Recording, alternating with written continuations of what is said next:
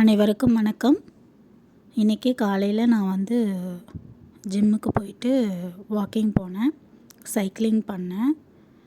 இதை ஏன் நான் சொல்கிறேன் அப்படின்னா, கண்டிப்பாக எல்லாருமே டெய்லி வாக்கிங் போங்க, முடிஞ்ச அளவுக்கு சைக்கிளிங் பண்ணுங்கள்.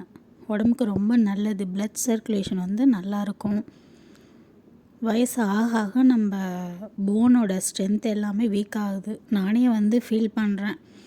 இப்போ நம்ம 30 வயசுலேயே நம்ம இது மாதிரிலாம் இதில் ஸ்டார்ட் பண்ணியிருக்கலாமோ அப்படின்னு. அப்போல்லாம் அதை நான் செய்யவே இல்லை. இப்போ தான் ஸ்டார்ட் பண்ணியிருக்கேன். இருந்தாலும் இது எல்லாருக்கும் நான் சொல்லணுங்கிறது தான் என்னோட நோக்கம். எல்லாருமே வாக்கிங் பண்ணணும் அப்படிங்கிறது தான்.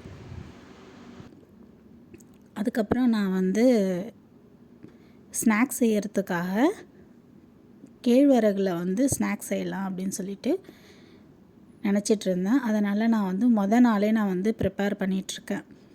என்னென்னு பார்த்திங்கன்னா, கேழ்வரகு வறுத்துட்டு நல்லா சலித்து எடுத்து இந்த மாதிரி ஜிப்பர் பேக்கில் போட்டு வச்சுக்கிட்டேன்.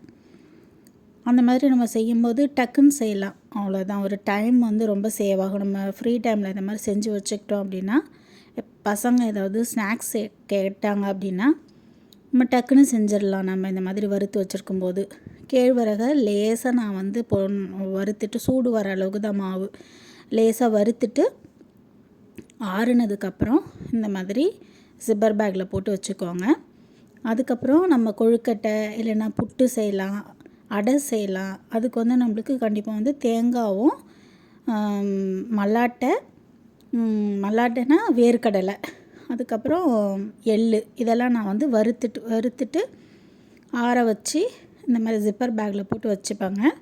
இதை மாதிரி நீங்களும் செஞ்சிங்கன்னா நம்ம பசங்க ஏதாவது ஸ்நாக்ஸ் கேட்கும்போது ஒரு 10 நிமிஷத்துலேயே நம்ம வெல்லம் மட்டும் கொதிக்க வச்சு வடிகட்டிட்டு இந்த மாவு,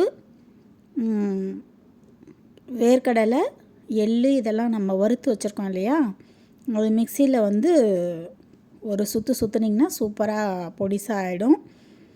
அந்த வெல்லம் காய்ச்சினதில் அந்த கேழ்வரகு மாவு கொட்டிட்டு இந்த வேர்க்கடலை, எள்ளு அதை நம்ம மிக்சியில் அரைச்சிட்டு அதையும் போட்டு நல்லா மிக்ஸ் பண்ணிவிட்டு நெய் கொஞ்சம் விட்டு ஏலக்காய் தூவி நம்ம கொழுக்கட்டை செய்யலாம்.